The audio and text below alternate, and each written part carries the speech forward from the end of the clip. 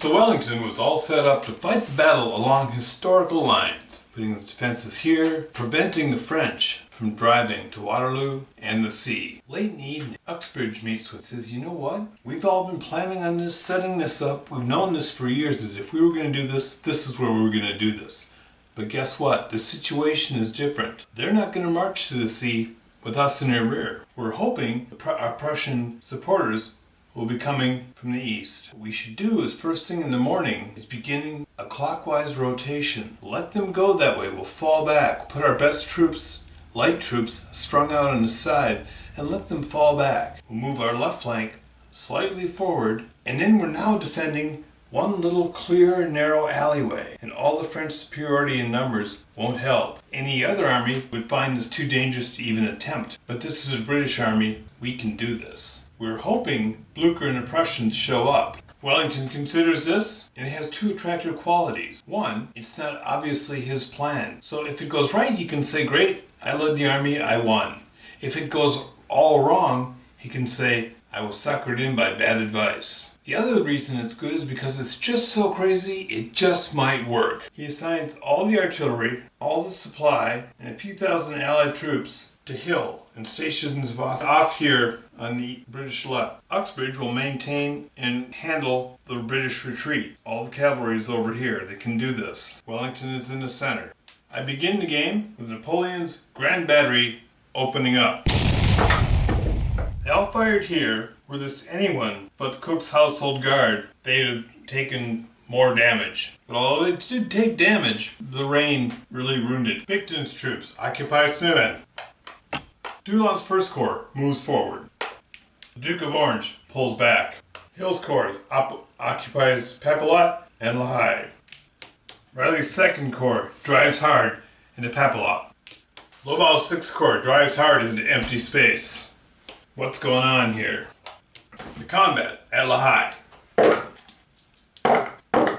The French are driven back with heavy losses. It's mid-afternoon. Lobau continues to advance on the French left. Napoleon repositions the guard. O'Reilly moves to overwhelm Papelotte. The British continue to fall back. Over a mile away, Bülow's Corps makes its first appearance. O'Reilly's assault on La Haye and Papelotte.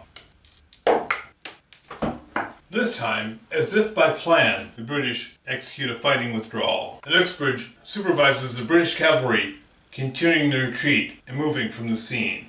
Durland's Corps charges the British line. The British artillery opens up on the retreating French, driving them back. Riley deploys bags. Bülow deploys troops into formation. Kellerman moves his heavy cav forward. And Lobau, with his Sixth Corps, drives into the British line. Lobau's attack on the British right. The British light troops evaporate, but they do a little damage.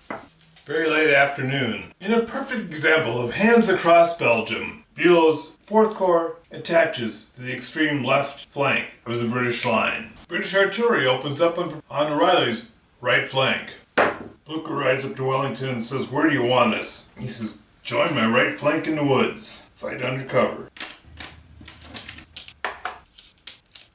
Looks like the British have stopped running, and Durland locks horns. The Young Guard hits the British left.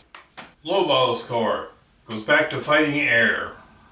Now for the first time we seem to be having some real combat. And with the arrival of Purchas's Second Corps, the entire Prussian army at corps level has made an appearance.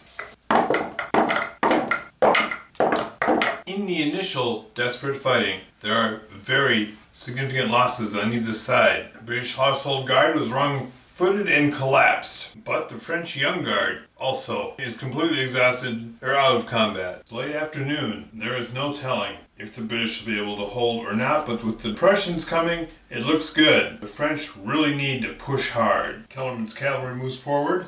Lobau continues pushing on the right. The Guard Lancers fall back. Middle Guard and the Guards Cuirassiers move to the front. Durland spends his turn recovering. Bülow's Corps continues forming up the left flank of the Allied line. Purchas's Second Corps is moving in, ready to help the British reinforce their line. Milhaud's cavalry corps charges the weakened British center. Blucher is strengthening the right of the Allied line. Many units on the British left get closer to the bags. Riley joins the renewed assault on the English center. Riley's attack in the center meets with terrible results. He falls back with 50% losses. Kudos to Halkett's men, holding well, and finally Clinton's men drove them off. It's well past dinner time. French losses are almost triple the Allied losses. Both sides have deployed some bags. This is where the battle's going down, but it's so late in the day, and the Prussians are coming in. Lobau attacks Blucher's far right. Durland attacks. Drive on the British bags is getting close, and Prince of Orange launches the counterattack. Clinton's men, followed by Halkett's men, charge. They've contacted the French bags. In response, the French cuirassiers, the guards, charge from the flank. In heavy fighting, the Brits are driven away from the bags. The bags are saved, and the high is occupied by the old guard. At close range, the British artillery opens up and Milhaud's dragoons. Forcing them to retreat, they cannot retreat, they are eliminated. And finally, early evening, and the last of the Prussian First Corps has moved on. Orange positions his cavalry to counterattack any French who might make it to the British bags. And Kellerman finishes the charge, attempting to drive Clinton away. Clinton has nowhere to run and he's destroyed. Buell's artillery opens up, to no effect, sends his men forward. All the 1st and 4th Corps Prussian are on. Milo charges Halkett's brave men, their end is surely near, and Riley comes alive. Hussars charge in. British infantry is destroyed by the dragoons attack from behind. The Prussian attack on the French far right.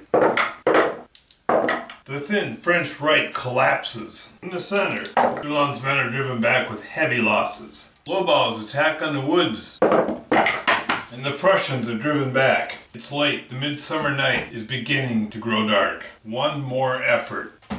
Durland's men push forward. Blucher's corps turns to face the music. Buell's corps begins working its way around the French right. Riley falls back to contain the German threat.